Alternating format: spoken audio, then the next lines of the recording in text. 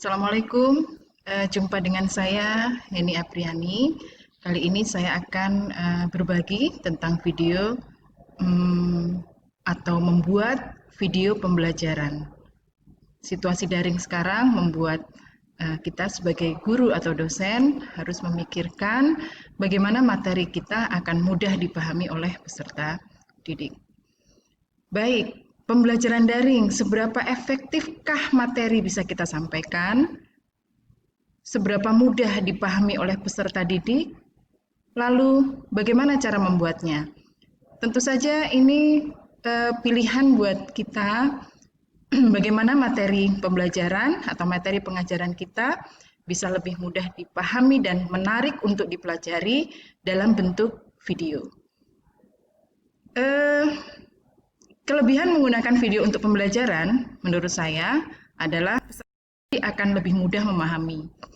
Karena di sini peserta didik dapat mendengarkan suara pengajar yang sudah dikenalnya. Akan sangat berbeda saat memahami suatu materi, misalnya hanya di-share dalam bentuk modul atau dalam bentuk PowerPoint tanpa ada suara dari pengajar. Selain itu, intonasi dan ekspresi pengajar akan menambah pemahaman terhadap materi yang diajarkan.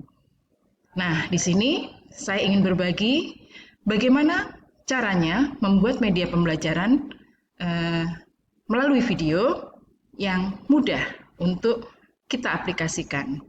Yang perlu kita siapkan sebagai guru atau dosen di sini adalah siapkan materi dalam bentuk PPT. Tentu saja kita sudah banyak bank materi ya, bank materi dalam bentuk PowerPoint. Yang kedua, unduh aplikasi Screencast-O-Matic. Ini adalah aplikasi yang tidak berbayar, durasinya maksimal 15. Kemudian pastikan audio dan video dalam laptop berfungsi dengan baik, siapkan skrip atau skenario apa yang akan disampaikan. Dan di sini kita membutuhkan kerja secara online, jadi pastikan jaringan, sinyal tidak menghambat kita dalam bekerja. Dan yang lebih penting adalah kita membutuhkan suasana hening saat perekaman, karena suara-suara yang dekat dengan laptop akan masuk, akan ikut terekam ya. Jadi kita membutuhkan suasana yang hening saat perekaman. Selanjutnya, ini sekilas tentang aplikasi Screencast-O-Matic. Ini aplikasi yang free itu selama 15 menit. Kemudian dia adalah atau metodenya menggunakan rekam layar. Jadi apapun yang ada di layar nanti bisa direkam. Kita bisa memilih apakah wajah kita, wajah pengajar akan tampil di video ini seperti sekarang. Saya menggunakan pilihan audio dan video, atau hanya audio saja sehingga wajah pengajar tidak tampil. Nah, itu terserah dari guru, terserah dosen akan memilih yang mana. Karena pengalaman saya, menurut mahasiswa, mereka lebih senang mendengarkan penjelasan dari dosen yang sudah dikenal. Nah, mudah-mudahan beberapa langkah membuat video ini juga mudah diterapkan oleh rekan-rekan sekalian. Yang perlu kita siapkan terlebih dahulu selain tentang aplikasi tadi adalah siapkan materi dalam bentuk PowerPoint. Saya yakin sudah banyak simpanan Bapak Ibu tentang materi perkuliahan, namun agar tampilan lebih menarik, tambahkan transisi dalam tiap slide. Saya yakin Bapak Ibu sudah menerapkan ini. Jika belum, ini adalah kesempatan untuk memperbaiki PPT kita. File yang ada kita buka lagi satu persatu. Kemudian di sini di kiri atas itu ada transisi.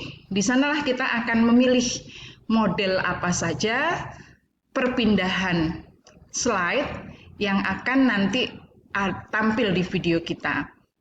Kemudian berikan ruang di kanan bawah slide seperti ini kalau akan menampilkan wajah pengajar. Jika rekam layar akan menampilkan wajah pengajar. Namun jika tidak, audio saja, ini tidak perlu disiapkan. Baik, kita lanjutkan. Persiapan merekam aplikasi akan muncul di desktop setelah diunduh. Ya, di sini di laptop saya dia sudah muncul di desktop, lalu diklik 2 kali. Ya, diklik 2 kali maka aplikasi akan terbuka. Terbuka seperti ini. Nah, kita pilih nantinya start recording for free atau launch for free. Nanti pilihan di bawah sini ada pilihan bahasa. Sejauh ini bahasa Indonesia sepertinya tidak ada atau belum ada. Jadi yang mudah kita pahami adalah mungkin bahasa Inggris ya, karena tidak rumit, hanya bahasa Inggris yang secara umum saja ya. Saya sempat ada kendala pertama kali menggunakan itu, saya tidak perhatian, jadi saya pilih bahasa waktu itu bahasa Spanyol ya, Brasil ya. Di pertengahan saya bingung ini apa ini maunya. Setelah klik start maka akan muncul nah seperti ini. Kotak hitam ini kotak dialog. Di sini di bagian atas itu ada pilihan screen saja, artinya hanya audio, atau webcam saja. Kalau webcam saja artinya hanya wajah pengajar yang akan tampil di layar nanti. Atau dua-duanya, kita mau tampilkan suara dan wajah seperti yang sekarang. Saya siapkan di sudut kanan, ini adalah spot untuk merekam wajah.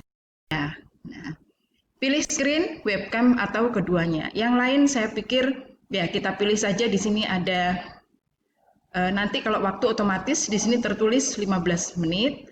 Kemudian size-nya kita pilih full screen. Baik, kita lanjutkan. Siapkan slide PPT dari file kita yang tadi sudah kita perbaiki transisinya. Transisi dari slide ke slide supaya tampilannya lebih menarik. Oke. Di sini dia akan menghitung mundur dari angka 5, 4, 3, 2, 1 lalu go ya. Di saat itulah kita sudah mulai merekam ya. Setelah go, setelah 5, 4, 3, 2, 1 muncul di layar, lalu go adalah siap merekam. Nah, di sudut, nah ini maaf ini tidak kelihatan ya, di kiri bawah ini ada durasi. Durasi dari 0 detik sampai dengan 15 menit ini terlihat. Jadi selama kita merekam, kita bisa memperhatikan atau memperkirakan sudah berapa lama rekaman kita berlangsung. Dengan lama perekaman maksimal 15 menit, kemudian panah ke bawah atau next untuk pindah ke slide berikutnya. Baik, setelah kita merekam selama maksimal 15 menit yang kita inginkan, di sini akan muncul kotak kecil ya, persegi panjang. Ada di sini tulisan done ya atau selesai. Kita klik selesai, misalnya nanti selesai di 12 menit, ya tidak masalah, tinggal kita klik saja DONE ini. Setelah kita klik DONE, maka akan muncul di sini kotak dialog lagi yang warna hitam, save atau upload. Ya, saran saya pilih save atau upload ya. Klik save. Ya, saya ulangi. Setelah kita selesai merekam, kita pilih save. Selanjutnya akan muncul kotak dialog warna hitam di sini. Video file. Di sini ada tipe tertulis MP4. Kemudian di sana file name, kita klik nanti pilih nama file yang kita inginkan. Misalnya kita mengajar tentang patofisiologi, buat saja patofisiologi 1 misalnya, atau pas materinya tentang inflamasi, ketik saja inflamasi dengan ekstensi MP4. Kemudian simpan di folder yang kita inginkan. Artinya kita siapkan dulu tempat untuk menyimpan file ya, terserah Bapak Ibu mau dikasih nama apa. Kebetulan karena saya kemarin ikut pelatihan ya, jadi nama filenya masih nama ini ya. Kemudian kita klik publish yang warna hijau ini. Baik. Setelah kita klik publish, maka kita memasuki fase akhir dari proses perekaman, alias proses finishing sebenarnya. Perekaman kita sudah selesai, kita akan memasuki proses yang namanya rendering.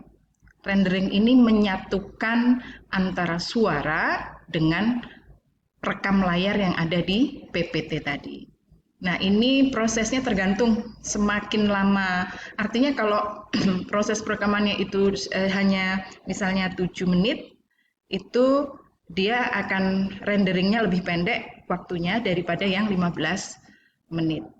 Setelah full 100%, ya, setelah renderingnya itu full 100%, maka kita stop publish. Kita klik stop publish di sini. Maka hasilnya akan seperti ini. Nama file yang kita masukkan dengan ekstensi MP4, lalu di bawah ada tulisan done, DONE. Kita klik dan lagi, maka file siap dibagikan. File akan langsung tersimpan di folder yang kita miliki. Nah, ekstensi MP4 tadi bisa langsung kita bagikan ke grup mahasiswa atau akan kita unggah terlebih dahulu di channel YouTube kita. Bagaimana? Cukup mudah bukan? Itu sedikit berbagi dari saya. Tetap semangat mengajar daring. Jangan lupa like, comment, and subscribe. Dan ingat, membuat video pembelajaran itu mudah. Terima kasih. Dengan saya, Heni Apriani. Sampai jumpa di video berikutnya. Tetap semangat. Assalamualaikum warahmatullahi wabarakatuh.